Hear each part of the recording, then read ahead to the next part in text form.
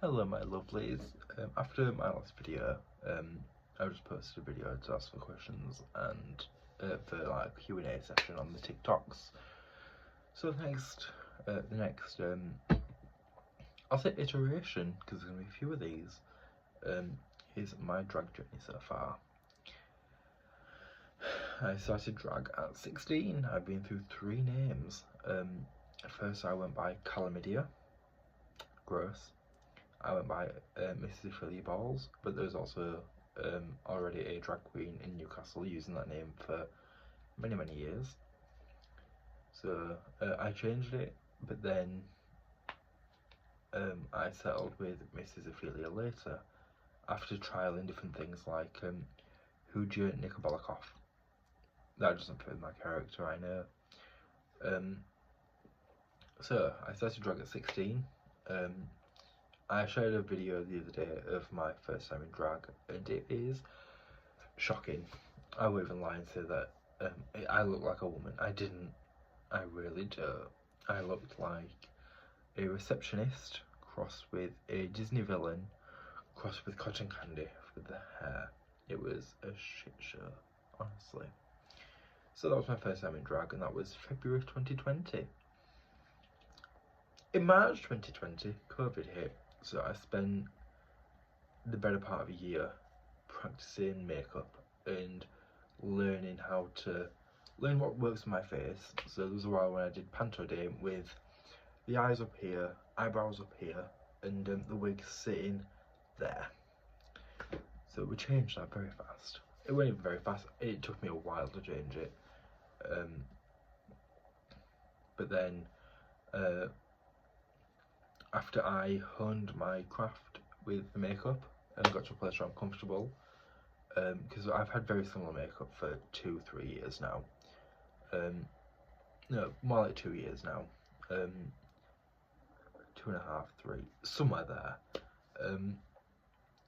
But even now I'm still changing it slightly every time. I always do the very harsh contour. That's just my staple now. I am referred to as having the hairy tits in Wakefield and contour and cut a bitch. Thank you, Drew. So my first gig I ever got was in a care home for their Pride event, and I still do care homes to this day. I love doing care homes. And that was my first gig. It was a 2-hour solo show for my first gig as well, so it was quite a lot. Then I started doing competitions. I did Mama's Drag Battle 2022, and the performance, it weren't me as a character. I did what I thought I thought drag queens do, which it's not what I do.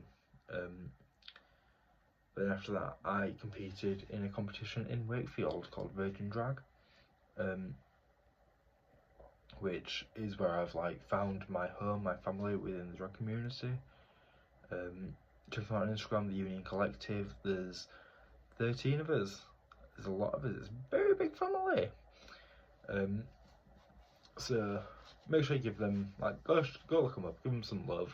My mother, Nicole, Drew, Ariel, Ambrosia, Sophia, Donna, Divine, Kira. There's so many of us. If you didn't see your name, I do apologise. I'm trying to keep it short and snappy. And that's kind of how I found my place in the world. I have done television programmes. I was on Sex Pack Lunch in 2022 with some, with like Seth McGovern, John Wick, Gareth Thomas, Rosie Jones, one of my close friends, Kiki Horsfield. It was a wonderful day, Bag of chips. She told me off. I felt incredible.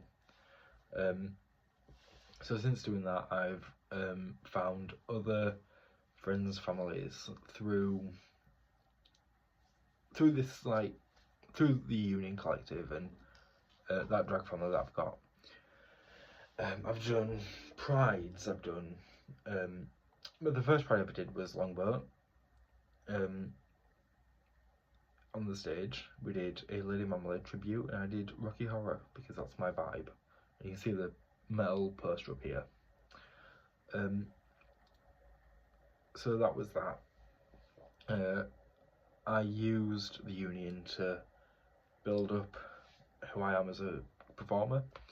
I found a place where I'm comfortable. I'm camp, I'm over the top, I'm obnoxious, but I'm also flirtatious, sexual. I'm just a weird mix, and I love it. So that being said, we did TV, I've done Pride, we do a Pride section every year, at Leeds Pride, and I enjoy this, doing the parade. This year I did a competition in York where I didn't win, but Miss Agnes, the winner, she thoroughly deserved it. But I was given a spot on the main stage, so these up here, the big flower boobies, that was my hair. I did Priscilla, a Priscilla number. But now in drag, my main thing is educating people and being political. Because at the end of the day, Pride was a protest. The main causes I fight are for trans equality, healthcare accessibility, HIV and AIDS related like items and itineraries. So I'm inherently political. If anyone knows me personally, you know that I fight tooth and nail for you. Excuse me, I burped. So yeah, that's how I am in drag. And it all really started from me experimenting with my gender, but I'd say the real start of my drag career is finding my place within the collective and with my mother Nicole. So I feel very comfortable and happy in my drag circuit and drag family because this is inside a secret, so don't be telling people I've told you. Every drag queen knows of every drag queen.